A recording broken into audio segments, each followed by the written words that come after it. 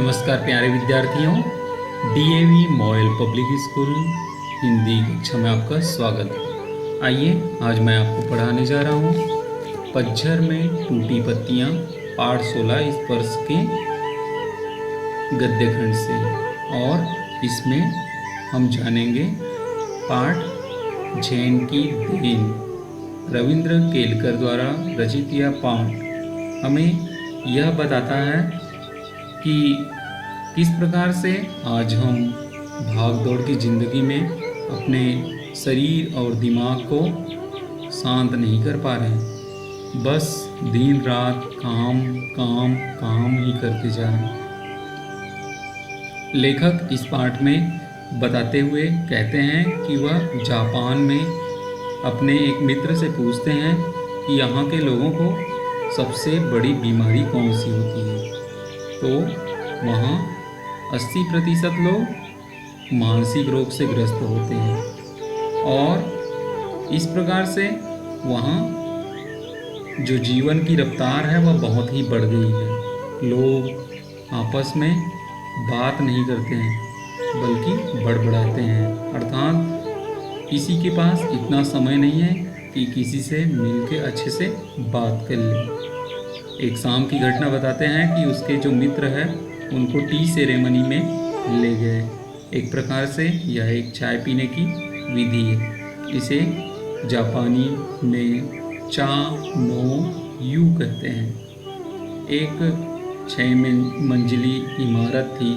वहाँ पर एक बेढप सा मिट्टी का बर्तन था। वहाँ बैठे और चाय लाए गए। शांति वातावरण थी वहाँ पर और चाय पीते गए। लगभग प्याले में 2 घूंट से अधिक चाय नहीं थी, मगर उसको 1.5 घंटे तक पीते रहे। इस प्रकार से वहाँ मन ऐसा लग रहा था कि मैं अनंत काल में जी रहा हूँ। जैन परंपरा की यह बड़ी देन मिली इन जापानियों को कि अपने शरीर और मन को तथा दिमाग को स्थिर रखने के लिए ऐसे कार्य करते हैं। तो इस पाठ में यही बताया गया है। आइए जानते हैं इस पाठ में आने वाले कुछ प्रश्नों को। तो जैसा कि यहाँ पे प्रश्न है, जापानी में चाय पीने की विधि को क्या कहते हैं। तो जापानी में चाय पीने की विधि को कहते हैं चा नो यू और इसका अर्थ है टी सेरेमनी। और चाय पिलाने वाले को कहते हैं चाजीन। इस प्रकार से चाय पीने की विधि को चा नो यू कहा जाता है। जापान में जहाँ चाय पिलाई जाती है उस स्थान की क्या विशेषता है। तो जापान में जहाँ चाय पिलाई जाती है वहाँ की सजावट पारंपरिक है। प्राकृतिक ढंग से सजे हुए इस छोटे से स्थान में केवल 3 लोग बैठकर ही चाय पीते हैं। इस प्रकार से वहाँ 3 लोगों को ही अनुमति मिलती है। वहाँ अत्यंत शांति होती है। गरिमा के साथ चाय पिलाई जाती है और शांति उस स्थान की मुख्य विशेषता है। इस प्रकार से जापान में एक सामान्य ढंग से सजे हुए छोटे स्थान पर 3 लोगों को बैठाकर चाय पिलाई जाती है। यह मुख्य विशेषता है। अगला प्रश्न देखें, चाजीन ने कौन सी क्रियाएं गरिमापूर्ण से पूरी की। तो जैसे कि आपको पता है, चाजीन चाय पिलाने वाले को कहते हैं। चाजीन ने टी सेरेमनी से जुड़ी सभी क्रियाएं गरिमापूर्ण से की। कैसे गरिमापूर्ण ढंग से की। तो यहाँ पर पाठ में जैसा कि आपने पढ़ा, यह सेरेमनी एक पर्णकुटी पत्तों से ढके हुए थे। चाजीन द्वारा अतिथियों का उठकर स्वागत करना, आराम से अंगीठी सुलगाना, चायदानी रखना, दूसरे कमरे से चाय के बर्तन लाना, उन्हें तौलिए से पोंछना और चाय को बर्तनों में डालने आदि की सभी क्रियाएं बड़े ही गरिमापूर्ण ढंग अर्थात बड़े ही आराम और अच्छे से सहज ढंग से किया जा रहा था। इस प्रकार जो चाजीन था, चाय देने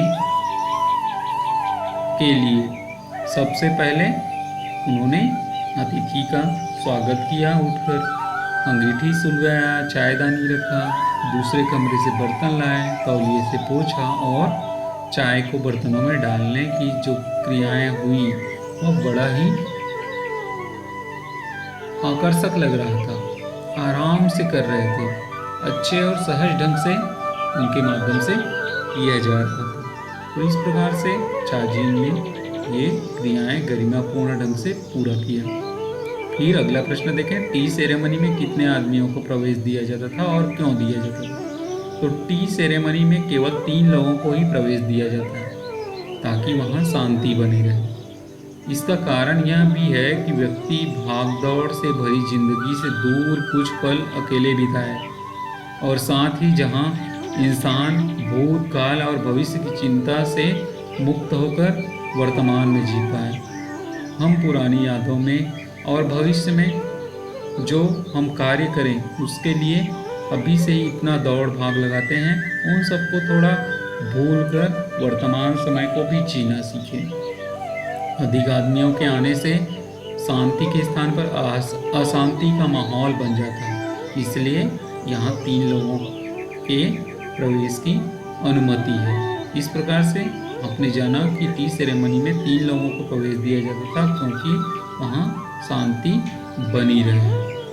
अगला प्रश्न, चाय पीने के बाद लेखक ने स्वयं में क्या परिवर्तन महसूस किया?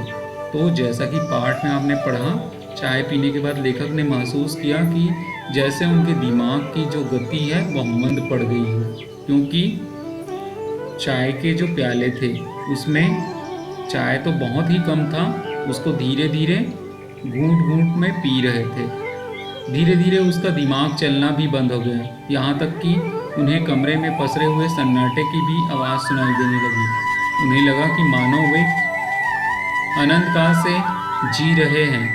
वे भूत और भविष्य दोनों का चिंतन न करके वर्तमान काल में जी रहे हैं। इस प्रकार से उनको पुरानी बातें और आने वाली जो बातें हैं, ऐसे विचार उनके दिमाग से चली गई और अनंत काल अर्थात वर्तमान में ही वह जीवित है ऐसा सोचने लगा। इस प्रकार चाय पीने के बाद लेखक ने स्वयं में यह परिवर्तन महसूस किया। तो आपने जाना कि झेन की देन पाठ में आपने लेखक के जो मानसिक गति है चाय पीने के बाद, उनको स्थिरता के रूप में यहाँ पर पाठ में दिखाया गया है। आशा करता हूँ प्यारे बच्चों कि आप लोग को बहुत अच्छे से इस पाठ का भाव जो सार है और प्रश्नों के उत्तर है समझ आए होंगे। आज के लिए बस इतना ही। बहुत बहुत धन्यवाद। अगले वीडियो में अगले विषय के साथ पुनः मिलेंगे।